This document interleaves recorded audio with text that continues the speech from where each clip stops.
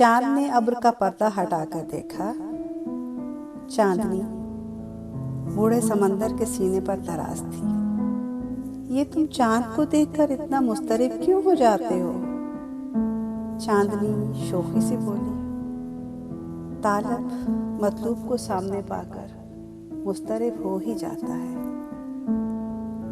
समंदर की भारी आवाज में सदियों की प्यास थी, लेकिन तुम जानते हो तुम उसे कभी भी नहीं पा सकोगे। चांदनी इठलाई।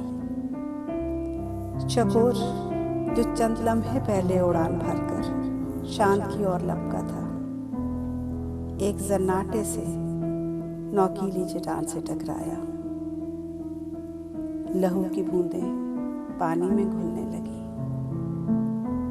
मोहब्बत में हासिल ही सब कुछ नहीं हुआ करता।